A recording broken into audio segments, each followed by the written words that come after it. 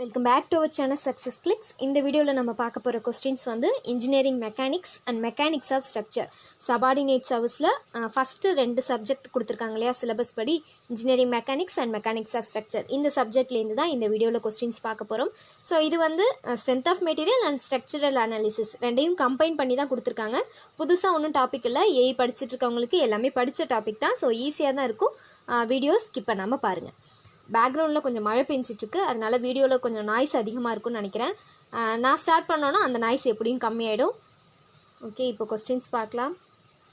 First question, shear force for a cantilever carrying uniformly distributed load over its length is. Shear force for a cantilever carrying uniformly distributed load over its length is. ஒரு cantilever பீமில் UDL இருக்குது, over its entire length. அந்த cantilever beam ஃபுல்லாகவே UDL இருக்குது அப்படின்னா shear force diagram எப்படி இருக்கும்? Rectangle, triangle, parabola and cubic parabola. So இதில் ஷியர் ஃபோர்ஸ் டயக்ராம் எப்படி இருக்கும்? ஸோ கேன்டிலிவரை பொறுத்த வரைக்கும் ஷியர் ஃபோர்ஸ் டயக்ராம் இங்கே யூடிஎல் இருக்கிறதுனால இங்கே ஒரு பாயிண்ட் வரும், இங்கே ஒரு பாயிண்ட். ஸோ ஜாயின் பண்ணும்போது ரெக்டாங்கிள் ஷேப்பில் வந்துடும். So shear force diagram cantilever with யூடிஎலுக்கு ரெக்டாங்கிள் ஷேப்பில் தான் இருக்கும். The answer is B, rectangle. The shear force for a cantilever carrying uniformly distributed load over its entire length is rectangle. The weight of a body is due to. The weight of a body is due to. நம்ம பாடியோட wait எதை பொறுத்து அமையுது? Centripetal force of earth, gravitational pull exerted by the earth, force experienced by the body in atmosphere, gravitational force of attraction towards the center of earth. So நம்மளோட body weight எதை பொறுத்து அமையுது? So எல்லாருக்குமே தெரியும் நம்ம பாடியோட வெயிட் வந்து gravitational force, அதாவது புவி ஈர்ப்பு விசையை பொறுத்து தான் அமையுது. ஸோ அந்த புவி ஈர்ப்பு விசையிலையும் ஒரு அட்ராக்ஷன், சென்டர் பாயிண்டில் ஒரு அட்ராக்ஷனை பொறுத்து தான் பாடி வெயிட் வந்து அமையும். So the answer is gravitational force of attraction towards the centre of earth. The weight of the body is due to gravitational force of attraction towards the center of earth. இது வந்து ஒரு basic question தான். அடுத்த question, when equal and opposite forces applied to the body tend to elongate, the stress so produced is called. when equal and opposite forces, ரெண்டு force வந்து ஈக்குவலாக இருக்குது, அதே நேரத்தில் ஆப்போசிட்டாகவும் இருக்குது. ஸோ அப்படி ஒரு ஃபோர்ஸ் வந்து பாடியில் அப்ளை பண்ணும்போது அந்த பாடி எலாங்கேட் ஆகுது. So the stress so produced is called. So ரெண்டு ஃபோர்ஸ் இருக்குது. ஸோ இதுதான் ரெண்டு ஃபோர்ஸ், ரெண்டும் ஈக்குவலாக இருக்குது. அது எந்த டைரக்ஷனில் இருக்குது? ரெண்டுமே ஆப்போசிட், ஒன்றுக்கு ஒன்று ஆப்போசிட் டைரக்ஷனில் இருக்குது. ஸோ இந்த டைரக்ஷனில் இருந்தால் அதுக்கு பேர் டென்சைல் ஸ்ட்ரெஸ். ஸோ ஒரே டைரக்ஷனில் வரும்போது அது கம்ப்ரெசிவ் ஸ்ட்ரெஸ்ஸில் வந்துடும். இங்கே ஆப்போசிட் டைரக்ஷனில் இருக்குது. So answer tensile stress. when the equal and opposite forces apply to the body tend to elongate it, the stress so produced is called tensile stress. அடுத்த question, pick up the correct statement from the following. The rate of change of bending moment is equal to rate of shear force. The rate of change of shear force is equal to rate of loading neither A nor B and both A and B. So இதில் கரெக்டான statement எது?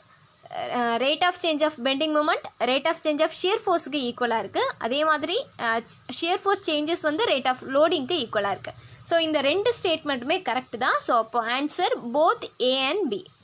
த rate of change of bending moment is equal to rate of shear force and rate of change of shear force is equal to rate of loading. So ரெண்டு ஆன்சருமே correct தான். அடுத்த question, tangent of angle of friction is equal to. Tangent of angle of friction is equal to kinetic friction, limiting friction, angle of repose and coefficient of friction. Tangent of angle of friction is equal to, correct answer is coefficient of friction. Tangent of angle of friction is equal to, angle of friction is equal to coefficient of friction. அடுத்த question, in a loaded beam the point of counterflexure occurs at a section where.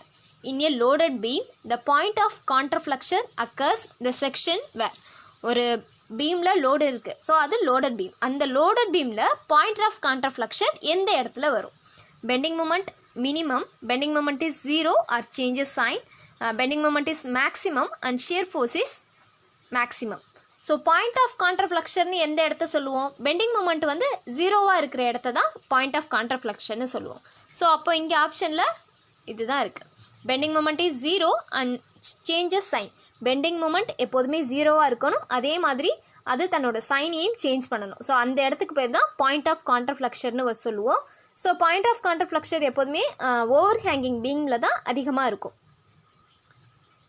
In a loaded beam, the point of counterflexion occurs at the section where bending moment is 0 and changes sign. அடுத்த question.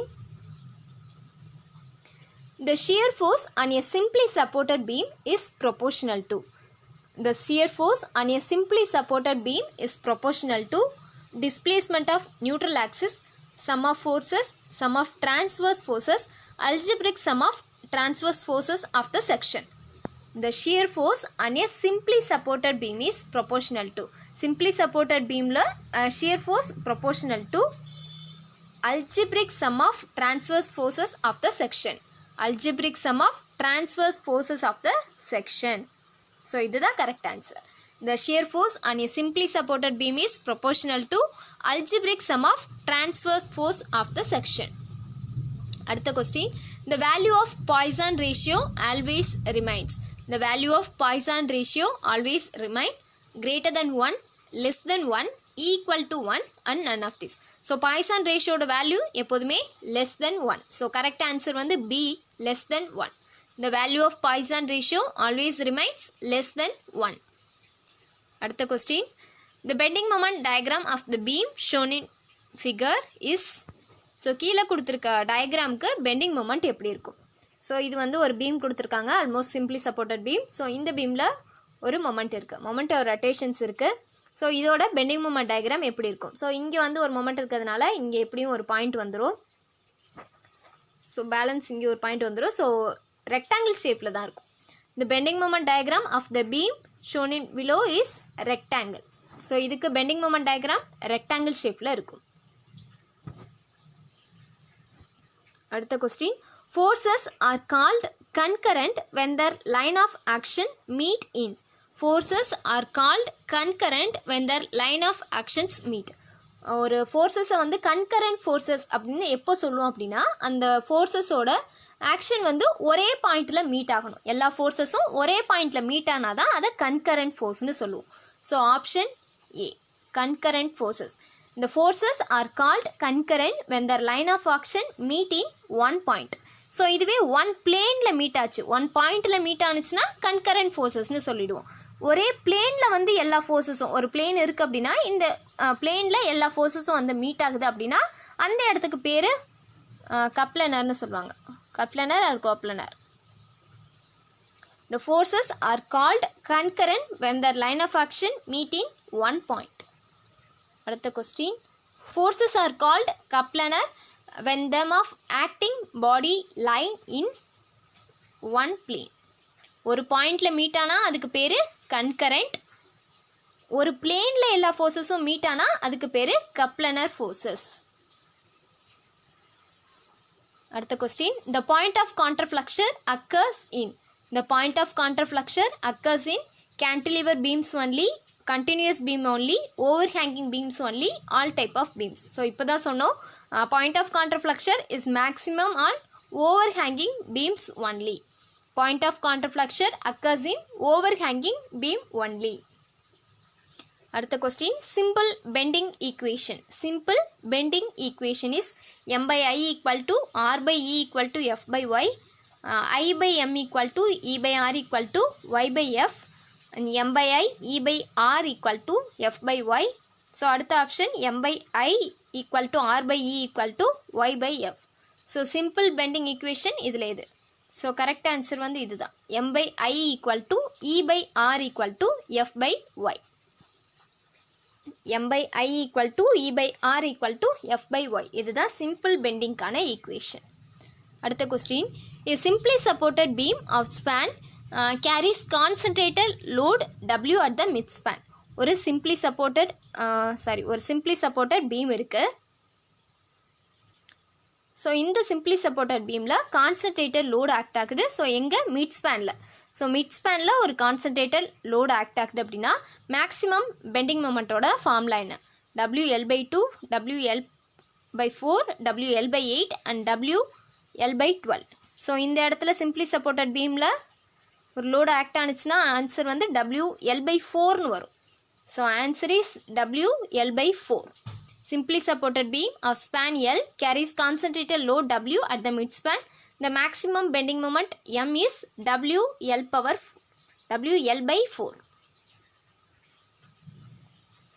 அடுத்த question, Rankine-Jordan formula accounts for direct as well as buckling stress and is applicable to. Rankine-Jordan formula accounts for direct as well as buckling stress is applicable to very long columns only and long columns, short columns, intermediate columns. So Rankine-Jordan formula பொறுத்த வரைக்கும் எந்த காலத்துக்கு use பண்ணுவோம்? intermediate column. So Rankine column is intermediate column. Rankine-Jordan formula is applicable to intermediate column. அடுத்த question, maximum deflection of a cantilever due to pure bending M at the free end. ஒரு cantilever பீமில் free எண்டில் deflection இருக்குது அப்படின்னா அதோட formula என்ன? ML² divided by 3EI, ML² divided by 4EI, ML² divided by 6EI, ML² divided by 2EI. So கேன்டிலிவரில் free எண்டில் deflection formula ML² divided by 2EI. இதுதான் கரெக்டான answer, ML² divided by 2EI. So இதோட இந்த வீடியோவில் உள்ள questions முடிஞ்சிருச்சு. Video பிடிச்சிருந்தா சேனலை மறக்காமல் சப்ஸ்கிரைப் பண்ணுங்கள். தேங்க்யூ.